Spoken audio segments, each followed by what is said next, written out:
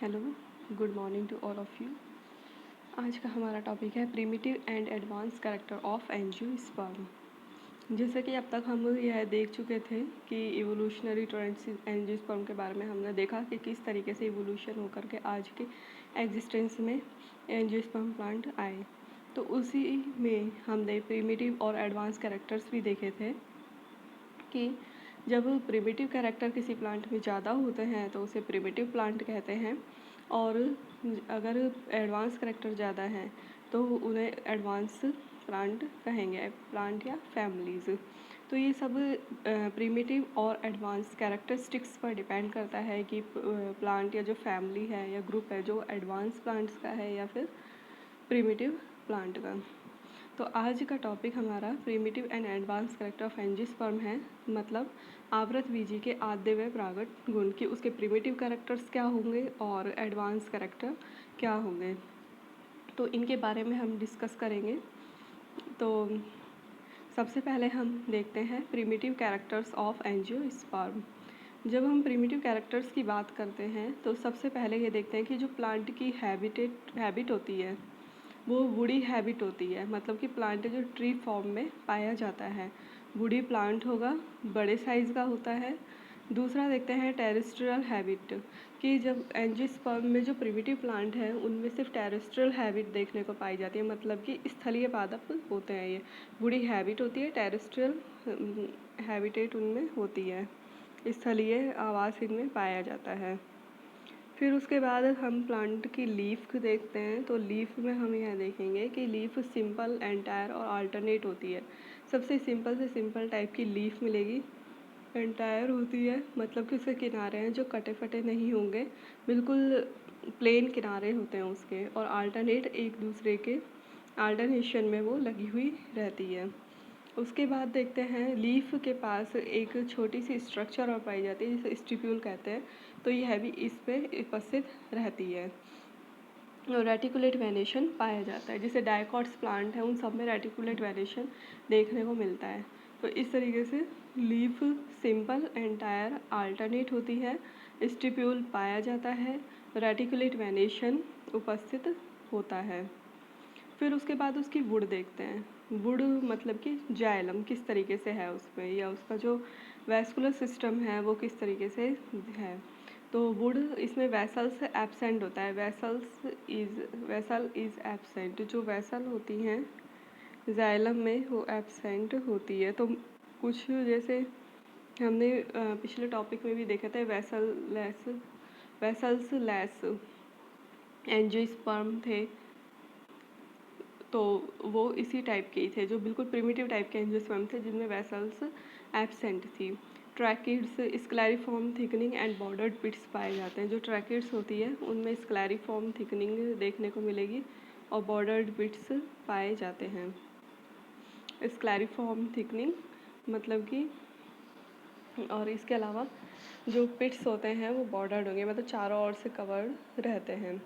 फिर उसके बाद है सीव ट्यूब्स। इनमें जो सीव ट्यूब होती है प्रिमिटिव प्लांट्स में long, narrow and oblique margins के साथ होती है, पतली होगी, लंबी होगी, और जो उसके मार्जिन्स होते हैं वो ऑब्लिक शेप होते हैं।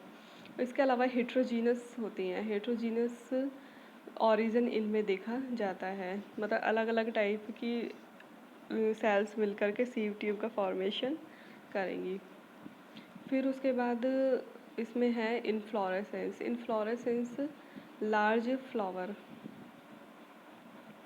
जो इसका इनफ्लोरेसेंस होता है पुष्पक्रम, उसमें जो फ्लावर का साइज़ होता है वो साइज़ में बहुत बड़ा होता है, फ्लावर साइज़ में बड़ा हो गया। इसके अलावा बाइसेक्सुअल होता है, मतलब कि जो मेल और फीमेल रिप्रोडक्टिव ऑर्गन्स होते हैं वो दोनों उसमें एक साथ पाए जाते हैं। इसके बाद है floral part are spirally arranged on the thalamus. जो फ्लोरल पार्ट्स होते हैं जैसे कैलिक्स, कोरोला, गाइनोइशियम और स्टामेन, ये सारी जो स्ट्रक्चर होंगी, जैसे कैलिक्स हो गया, कोरोला हो गया, और इसके अलावा सेपल पेटल्स और स्टमेन और जो कार्पल्स होते हैं वो थैलेमस के ऊपर स्पायरली अरेंज्ड होते हैं। जैसे कैलिक्स बना होता है पेटल्स से, सेपल्स से, कोरोला बना होता है पेटल्स से, और इसके अलावा स्टमेन एंड्रोशियम बनाता है और गायनोशियम बना होता है कार्पल से। तो ये सारे जो ऑर्गन्स होते हैं, फ्लोरल पार्ट्स हैं, ये सारे स्पायरली अरेंज्ड रहते हैं। टेपल्स, इसमें टेपल्स जो रेडियली सिमेट्रिकल पाए जाते हैं। तो जो प्रिमिटिव एंजियोस्पर्म हैं उनमें जो कैलिक्स और कोरोला है वो डिस्टिंग्विश नहीं होते, मतलब सुस्पष्ट नहीं दिखाई देते, दोनों लगभग फ्यूज से रहते हैं और उसको टेपल्स कहते हैं और ये रेडियली सिमेट्रिकल होते हैं। Stamen not differentiated into filament and connective, जो प्रिमिटिव टाइप के प्लांट हैं या प्रिमिटिव एंजियोस्पर्म हैं उनमें लीफ लाइक या लैमिनर स्टामेन पाया जाता है, जैसा कि हमने पहले भी देखा है इवोल्यूशनरी ट्रेंड इन एंजियोस्पर्म में। जो उसकी फ्लोरल स्ट्रक्चर हमने देखी थी तो उसमें यह देखा था कि स्टामेन लैमिनर टाइप का होता है, लीफ लाइक या पर्ण सदृश्य। तो इसमें जो कनेक्टिव और फिलामेंट में यह डिफ्रेंशिएटेड नहीं होता, सिर्फ एक लीफ लाइक स्ट्रक्चर होती है जिसमें पॉलन ग्रेन्स का फॉर्मेशन होता है। तो ये एक प्रिमिटिव कैरेक्टर है कि जो स्टामेन है वो फिलामेंट और कनेक्टिव में डिफ्रेंशिएटेड नहीं है। फिर पॉलन ग्रेन मोनोकॉल्पेट होता है। मोनोकॉल्पेट से मतलब जो पॉलन ग्रेन का जब जर्मिनेशन होता है तो उसमें जर्म ट्यूब सिर्फ एक ही जगह से निकलती है। जर्म ट्यूब निकलने के लिए एक ही खांच पाई जाती है, तो इसे मोनोकॉल्पेट कहते हैं। अगर ज़्यादा पाई जाती है तो उस हिसाब से उसका नाम रख देंगे, लेकिन मोनोकॉल्पेट का मतलब है जब पॉलन ग्रेन का जर्मिनेशन होगा तो उसमें एक ही जगह से अगर जर्म ट्यूब बाहर आ रही है तो इसे मोनोकॉल्पेट कहेंगे।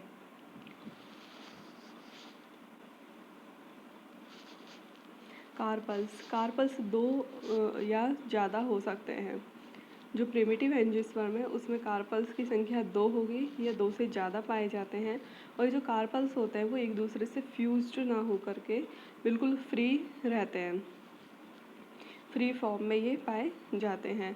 और इसके अलावा लीफी होते हैं। जो रिप्रोडक्टिव स्ट्रक्चर होती है वो मोस्टली लीफी होगी, जैसे स्टामेन भी लीफी थे और इसी तरीके से कार्पल्स भी लीफ लाइक पाए जाएंगे।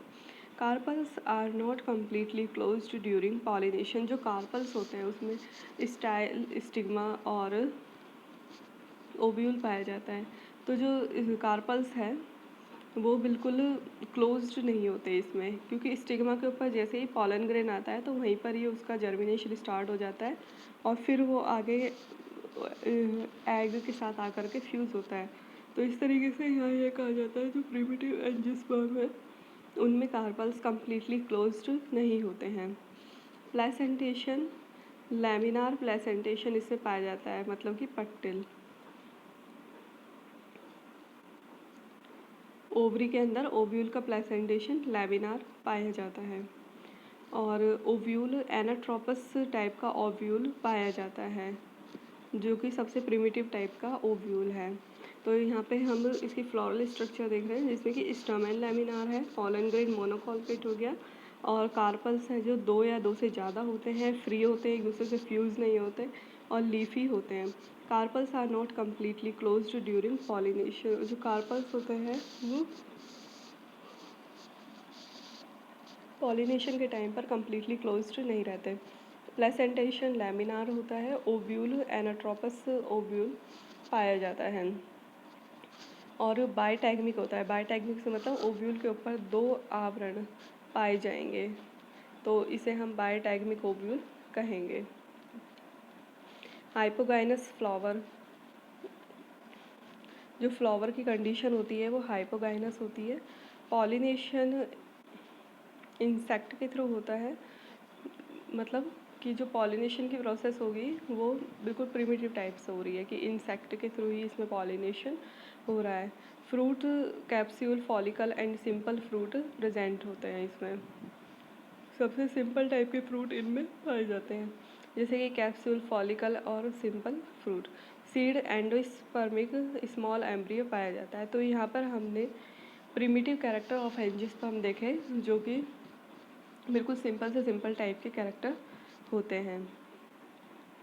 अब हम आगे देखते हैं advance character of angiosperm. Advance character में की जब हम बात करते हैं तो उसमें हम सबसे पहले ये देखते हैं कि पादप की जो नेचर है वो किस तरीके से है। प्लांट की नेचर यहाँ पर हर्बेशियस देखने को मिलती है। हर्बेशियस मतलब शाकीय पादप पाए जाते हैं जो कि साइज़ में भी छोटे होते हैं और स्टेम उनका बिल्कुल ग्रीन होता है और सॉफ्ट स्टेम उनका होता है। तो ये हर्ब टाइप के जो प्लांट होंगे वो एडवांस प्लांट की कैटेगरी में रखे गए हैं। दूसरा, इनमें क्लाइंबिंग नेचर का डेवलपमेंट हुआ, जो एडवांस कैरेक्टर का एक और एग्जांपल है। जो पादपों की आरोही प्रकृति है, क्लाइंबिंग नेचर है, जिसमें कि ये किसी आधार का सहारा लेकर के पादप ऊपर की तरफ ग्रोथ करता है। तो यह नेचर भी इनमें डेवलप हुई। जैसे कि वेन्स होती हैं तो उनमें इस तरीके की नेचर देखी जाती है। और यह जो पादप थे वो एक वर्षीय पादप थे, मतलब एनुअल प्लांट्स इनमें पाए जाते थे। जबकि जो प्रिमिटिव कैरेक्टर था उसमें था पेरिनियल कैरेक्टर्स, मतलब बहुवर्षीय पादप पाए जाते थे। जबकि एडवांस कैरेक्टर में एक वर्षीय पादपों का डेवलपमेंट हुआ। Aquatic, sporophyte and parasitic plant. तो जो ये प्लांट में, जबकि हम देखते हैं कि प्रिमिटिव प्लांट कैसे थे, टेरेस्ट्रियल थे, मतलब कि ज़मीन पर उगने वाले पादप। लेकिन यहाँ पर अब हमने देखा कि जो एडवांस कैरेक्टर था उसमें एक्वेटिक प्लांट्स का भी डेवलपमेंट हुआ। सैप्रोफाइट्स जो कि मृतोपजीवी पादप होते हैं वो भी बने। इसी तरीके से पैरासिटिक प्लांट, पैरासाइट पादप भी बने। पैरासाइट से मतलब परजीवी पादप। तो इस तरीके से हमें यहाँ और वेरिएशन देखने को मिली कि पादप केवल स्थल के ऊपर ना रह करके एक्वेटिक प्लांट्स भी देखे गए, सैप्रोफाइट भी देखे गए, पैरासिटिक प्लांट भी, मतलब जितनी भी वैरायटीज़ देखी गई है कि किस किस तरीके की उनकी नेचर पाई जाती है, वो सारे एडवांस कैरेक्टर्स में इंक्लूड किए जाते हैं। मोनोकॉटिलिडन्स टाइप के जो पादप थे, एक बीजपत्री, वो एडवांस कैरेक्टर के एग्जाम्पल हैं। Leaf arrangement. अब जब एडवांस एंजियोस्पर्म में देखते हैं तो इनका लीफ अरेंजमेंट वॉल और अपोजिट पाया जाता है। या तो वो चक्र में विन्यासित रहती है या एक दूसरे के अपोजिट होती हैं। जो फ्लावर्स थे वो यूनिसेक्सुअल पाए गए। यूनिसेक्सुअल मतलब कि जैसे एक प्लांट के ऊपर या तो मेल फ्लावर ही लगेगा या फीमेल फ्लावर ही लगेगा। अगर एक ही प्लांट में दोनों टाइप के फ्लावर भी लग रहे हैं तो वो अलग अलग होते हैं। इनफ्लोरेसेंस, अम्बेल एंड कैपिट्यूलम, जो कि सबसे एडवांस टाइप के इनफ्लोरेसेंस है वो इनमें देखे गए, अम्बेल एंड कैपिट्यूलम। फ्लावर एपिटेलस होते थे और एक सम्मित होते थे, कोर स्पर्शी इनमें विन्यास पाया जाता है। पेरिगाइनस एंड एपिगाइनस कंडीशन यहाँ पे देखी जाती है। तो वहाँ पर हाइपोगाइनस कंडीशन देखने को मिलती है प्रिमिटिव प्लांट्स में। एडवांस में पेरिगाइनस एंड एपिगाइनस कंडीशन यहाँ हमको देखने को मिलेगी। स्टामेन लेस इन नंबर, जो स्टामेन होते हैं वो संख्या में कम होते हैं।